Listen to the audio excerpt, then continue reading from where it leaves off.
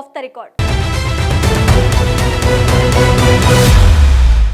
రాజకీయాల్లో ప్రత్యర్థులు ఎవరైనా కావచ్చు, కానీ తిరుమల శ్రీవారి లడ్డూ ప్రసాదం దగ్గరకు వచ్చేసరికి మాత్రం ఎవరి వాదనలు వారివే. గత కొన్నాళ్లుగా ఆంధ్రప్రదేశ్ రాజకీయాలను కుదిపేస్తున్న లడ్డూ కల్తీ వివాదం ఇప్పుడు సిబిఐ నివేదికతో కొత్త మలుపు తిరిగింది. జంతువుల కొవ్వు కలిసిందా లేక కేవలం వ్యాపార అవినీతి జరిగిందా? బయటపడుతున్న ఈ నివేదిక సారాంశం ఏంటి? మళ్ళీ ఈ వివాదం కోసం వైసీపీ నేతలు ఎందుకు సుప్రీం మెట్లు ఎక్కనున్నారు? Let's watch.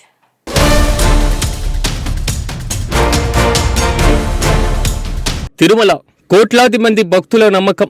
కానీ రాష్ట్రంలో ఎవరు అధికారంలో ఉన్నా ప్రతిపక్షం తిరుమల అవినీతిని అస్త్రంగా మార్చుకోవడం ఒక పరిపాటిగా మారిపోయింది. గతంలో ఆలయ భూములు, పింక్ డైమండ్, పూజా పద్ధతులపై వివాదాలు చూశాం.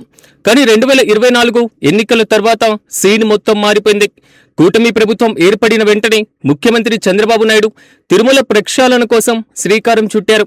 ఈ క్రమంలోనే ఏఆర్ డైరీ నుంచి వచ్చినటువంటి నెయ్యి ట్యాంకర్లలో నాణ్యత లేదని గుర్తించి వాటిని వెనక్కి పంపడం సంచలనంగా మారింది.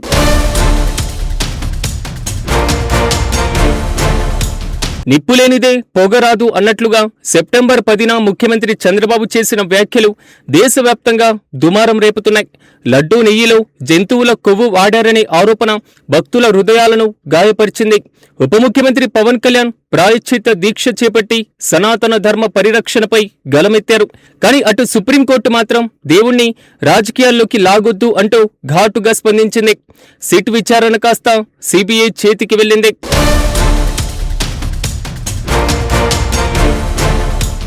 సుదీర్ఘమైన 15 నెలల దర్యాప్తు తర్వాత సిబిఐ ఇచ్చినటువంటి ఛార్జిషీట్ ఇప్పుడు అందరినీ ఆశ్చర్యానికి గురిచేస్తుంది. ఈ స్కాములో అసలు నిందితులు ఉత్తరాఖండ్కు చెందినటువంటి భోలేబాబా డైరీ యజమానులు విపిన్ జైన్, పోమిల్ జైన్ అని తేలింది.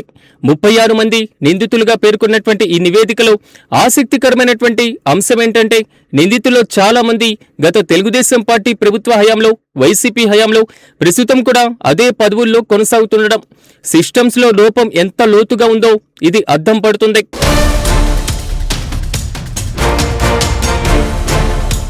కోట్లాది మంది భక్తుల ఆరాధ్య దైవం ఆ వెంకటేశ్వరుడు. ఆ స్వామివారి ప్రసాదం అంటేనే ఒక పవిత్ర భావన. కానీ గత కొంతకాలంగా తిరుమల లడ్డూ ప్రసాదం తయారీలో వాడే నెయ్యిపై జరుగుతున్నటువంటి ప్రచారం దేశవ్యాప్తంగా సంచలనం రేపుతుంది. నెయ్యిలో జంతువుల కొవ్వు కలిసిందన్న వార్త భక్తుల మనోభావాలను గాయపరిచింది. అయితే ఈ వ్యవహారంపైన లోతుగా దర్యాప్తు చేసిన సిబిఐ ఇప్పుడు విస్తుపోయేటువంటి నిజాలను బయటపెట్టింది.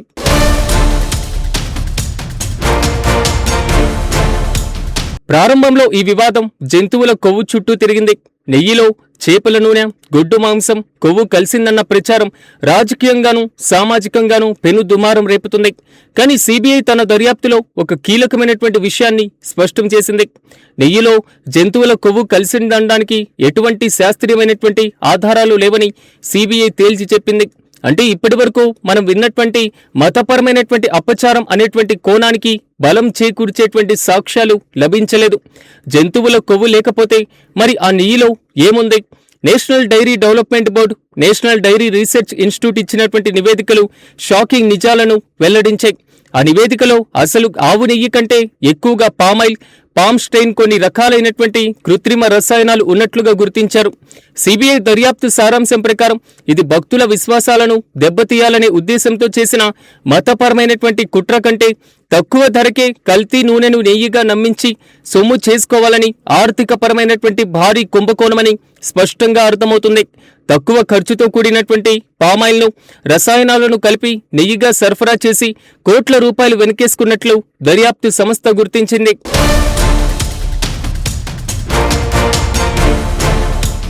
ఈ కుంభకోణం పరిధి చిన్నదేమీ కాదు. సుమారు 200 కోట్ల రూపాయల మేర కల్తీ నెయ్యి సరఫరా జరిగినట్లు సిబిఐ లెక్కగట్టింది. టెండర్లను దక్కించుకోవడం కోసం అతి తక్కువ ధరకు కోడ్ చేయడం, ఆ ధరలో స్వచ్ఛమైనటువంటి ఆవు నెయ్యి ఇవ్వడం సాధ్యం కాకపోయినా అధికారులకు మభ్యపెట్టి కల్తీ నెయ్యిని సరఫరా చేయడం వెనుక పెద్ద నెట్వర్కే ఉందని తెలుస్తుంది. శ్రీవారి లడ్డూ ప్రసాదానికి ఒక విశిష్టత ఉంటుంది. అలాంటి పవిత్రమైనటువంటి ప్రసాదం తయారీలో వాడే ముడి పదార్థాల నాణ్యతను తనిఖీ చేయడంలో వ్యవస్థలు ఎందుకు విఫలమవుతున్నాయి? కేవలం లాభం కోసం దేవుని ప్రసాదాన్ని కూడా కల్తీ చేస్తారా అన్న ప్రశ్నలు భక్తుల నుంచి వినిపిస్తున్నాయి. ఇది కేవలం ఒక సరఫరాదారు చేసినటువంటి తప్పు మాత్రమే కాదు, నాణ్యత ప్రమాణాలు పర్యవేక్షించని యంత్రాంగం వైఫల్యం కూడా. కంచే చేనును వేసినట్లు కావలి కాసేవారే కన్యం వేస్తే ఇక నమ్మకం ఎక్కడ ఉంటుంది?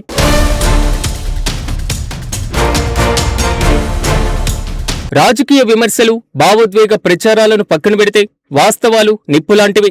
200 కోట్ల రూపాయల కుంభకోణం వెనుక ఉన్న అసలు సూత్రధారులెవరో తేల్చాల్సి ఉంది. పవిత్రమైనటువంటి తిరుమల కొండపై ఇలాంటి అక్రమాలకు తావు లేకుండా చూడడమే ఇప్పుడున్న ఏకైక మార్గం.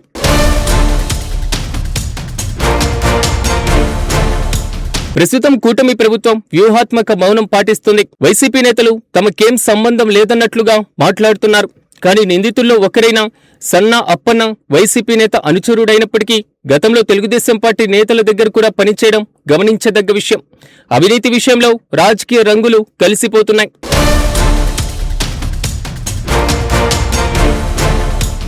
అమ్మ పెట్టదు, అడుక్క తిననివ్వదు అన్నట్లుగా ప్రక్షాళన పేరుతో మొదలైనటువంటి రాజకీయం ఇప్పుడు బాధ్యులెవరో తేలినా చాలా వరకు చర్యలు తీసుకోవడంలో రాజకీయ చిక్కుముడులు కనిపిస్తున్నాయి. కొవ్వు లేదని తేలడం భక్తులకు కొంత ఊరట కలిగించే విషయమే అయినా ఇన్నాళ్లుగా రసాయనాల నెయ్యిని లడ్డూగా తిన్నామన్న వాస్తవం చేదుగానే ఉంది. ఈ కేసుపైన వైసీపీ నేత వైవి సుబ్బారెడ్డి మళ్లీ సుప్రీంకోర్టుకు వెళ్తానంటున్నారు. మరి న్యాయస్థానం ఈ రాజకీయ లడ్డూను ఎలా డీల్ చేస్తుందో వేచి చూడాలి.